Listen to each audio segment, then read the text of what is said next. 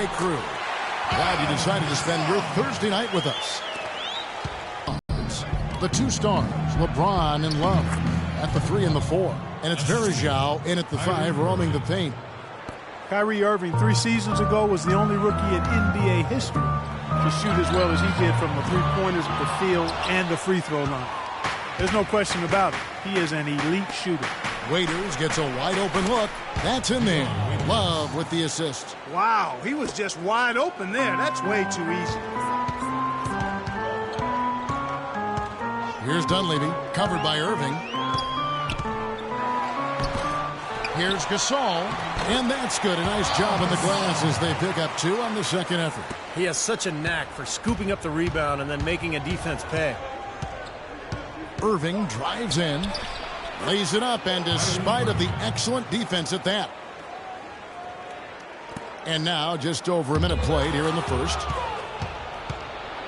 From midcourt, kicks it out to Love over Noah, and there's Love. That's good on the assist from Dion Waiters. And they're nearly perfect from the floor early on. 4 of their first 5 shots. The shot no good. Good D by Irving. It's the kind of defense required when he's got the ball near. Oh, look out! Bang! Oh, rim is shaking. Tell you what, he's going to put that one in his scrapbook. Absolutely insane with that dunk. Well, now they're starting to rub it in, aren't they? Have to build up the lead, and here we go, folks. It's showtime. And why not? I mean, the more plays they make like that, the more they'll have these guys on the ropes. Here's LeBron after Chicago picking up a basket just moments ago. They've got themselves in front with some outstanding shooting right off the bat. Yep, it's been a clinic at that end of the floor, no question. This is Noah. And the bank shot is good.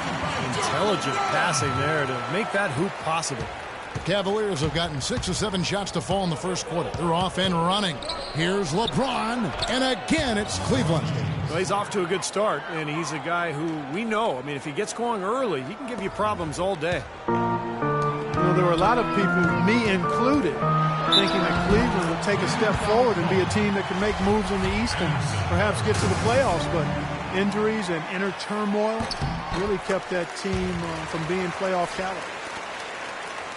And Cleveland ended 10th in the Eastern Conference last year. They got close, but they couldn't sneak into the playoffs. Well, there would be a lot of shock analysts if they didn't finish near the top of the East this season. All it takes is one good summer, and your team can jump to the top of the East. Butler goes in, makes it.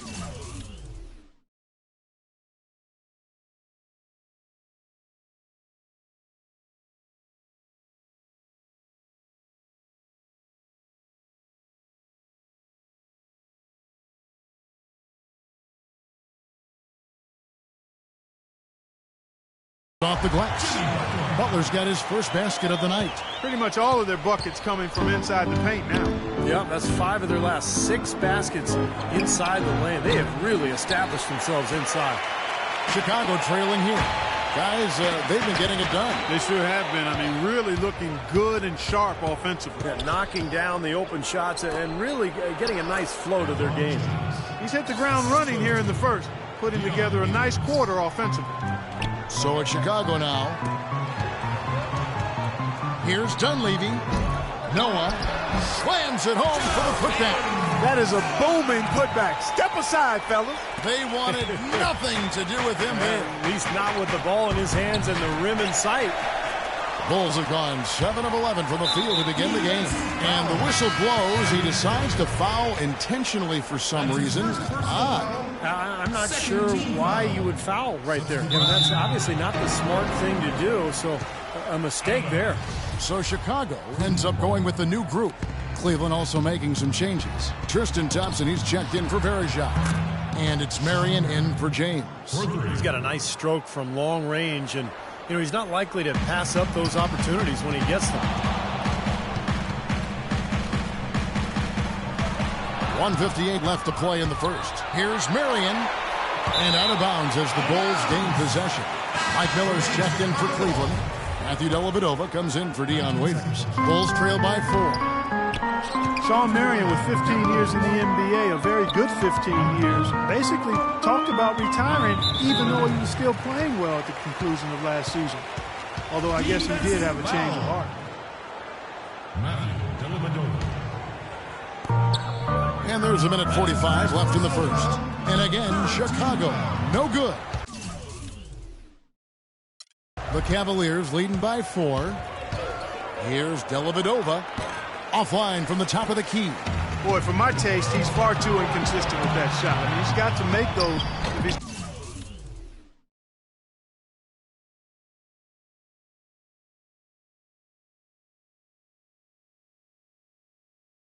going to take his game to the next level. That's an easy shot there. That's a shot that he should make more often than not. Thompson misses. Marion with the steal.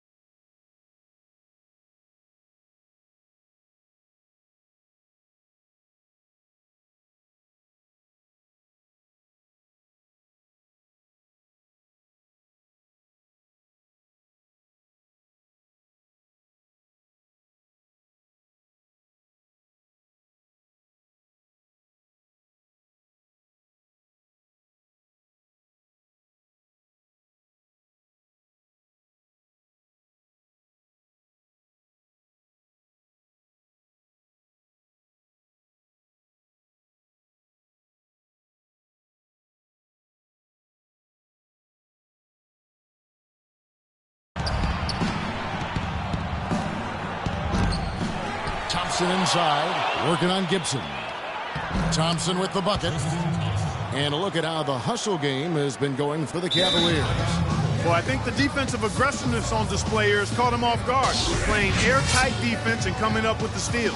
Yeah, and I've noticed also that their quick hands have led to a lot of forced turnovers. They're getting some points in transition as a result. And the first time out of the game called for Chicago. The Bulls making a switch here. Brooks checked in. Bulls trail by 6. Pulls it up. And misses it off the right side of the rim. You know, when the shot's not there for you, you've just got to recognize it, move the ball on. Yeah, I think he had tunnel vision right there. His only thought was to shoot, no matter what else was going on. You know that old saying, the more things change, the more things stay the same. That applies to Chicago. Once again, they were incredibly tough at home with their defense. The shot by Marion, no good. His touch has disappeared on him this quarter. He just hasn't been able to get it going. And he commits the intentional foul. I'm not sure what he was thinking about there. That's a strange foul. Who knows? Maybe he just wanted to take a break for a minute. And that tough defense by the Bulls here in Chicago, Steve, helped them to 27 wins in the United Center. Well, a tough defense can stifle a lot of teams, and the Bulls have that for sure. That's been the strength of their club for a long time, and when you add that to this kind of home court advantage, it's pretty tough combination to beat. For Chicago, they've gone 7 of 15 from the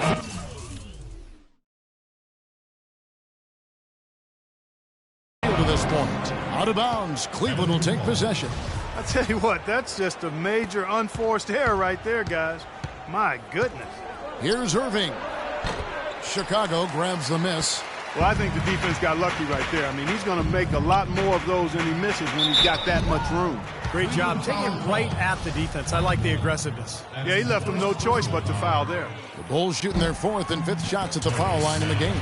And you look at the numbers, guys, this team shot a 73% clip over the course of last season. And, you know, whenever they get into a stretch where it looked like maybe they would turn it around at the line, they would immediately take a step back. Cavaliers leading. 3 from the inbound. No luck. Pass to McDermott. And there's the whistle, called a clear path foul there. Yep. And he'll shoot 2 at the line. This is his first free throw of the game. The free throw drops for McDermott.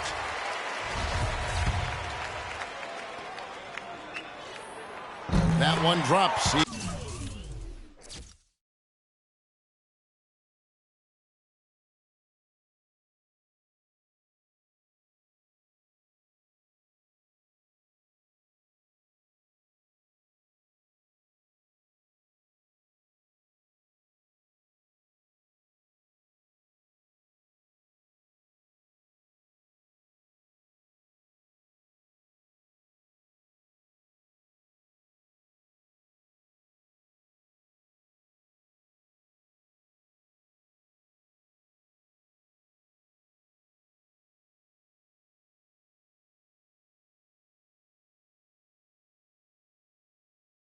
Ties it up.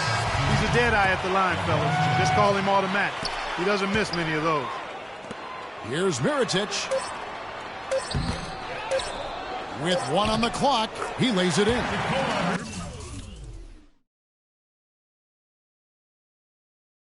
Nice soft touch to drop that one in.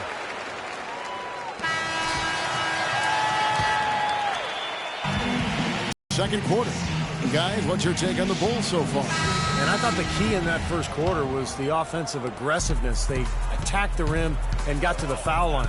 And I sense they're really feeling good about playing at home, taking advantage of the home court. On the floor for Cleveland, getting going here in the second. Waiters at the 2 with LeBron at the 3.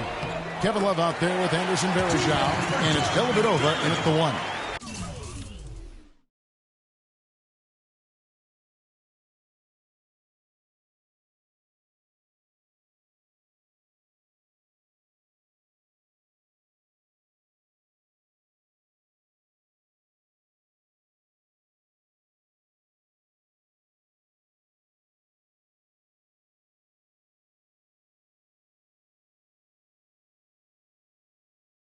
You got to put bodies on the glass right there. They just are not getting it done on the boards. Yeah, they've got to do a much better job of going harder than that to the glass. Joakim Noah, last season's Defensive Player of the Year for the Bulls, it really seemed like their defense and their offense revolved around Noah. One Lakers check in for Chicago. And he overshot that one, missing. There's no getting around the simple fact that that's a shot he has to knock down. Wallace with it. Noah picks him up. And that's going to be a travel. Quick hands and the ability to anticipate the opening to create a turnover. So valuable, especially for a guard, as we see 2 tremendous talents with their ability to steal that ball away. And, of course, you look at the numbers. John Stockton with 3,265 steals over his career. Really a crazy number. Averaged over 2 a game. And even in his later years, he was a threat in that regard. And Joakim Noah, as you said, the Defensive Player of the Year and the assist leader for the Bulls last season, playing the center position. Yeah, that's why he deserved consideration for a spot on MVP ballots. The Bulls, without Rose, they lost Deng, and yet they still continued to win. I thought Noah's play and his inspiration and his desire played a big role in that. And Doris Burke has a report.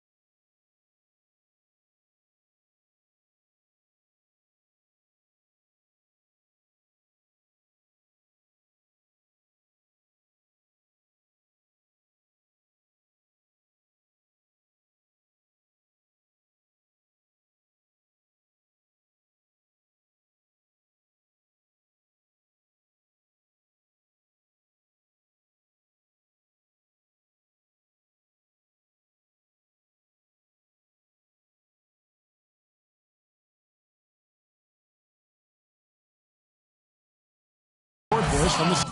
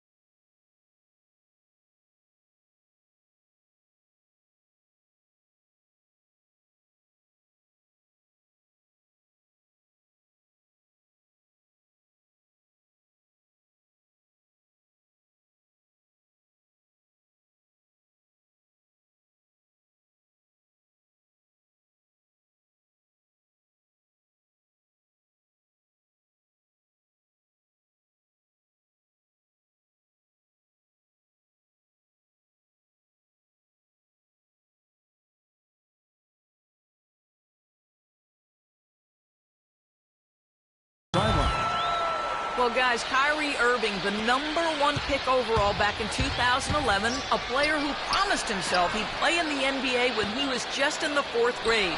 He said that came from his father. Confidence, confidence, confidence. That's all my dad preached.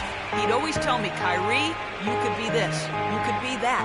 My dad had more belief in me than I had in myself. Gentlemen. You know, it helps having people boosting you up, Doris. Thanks. Now here's Rose. He hasn't yet put up any points in this one. Here's Varejao.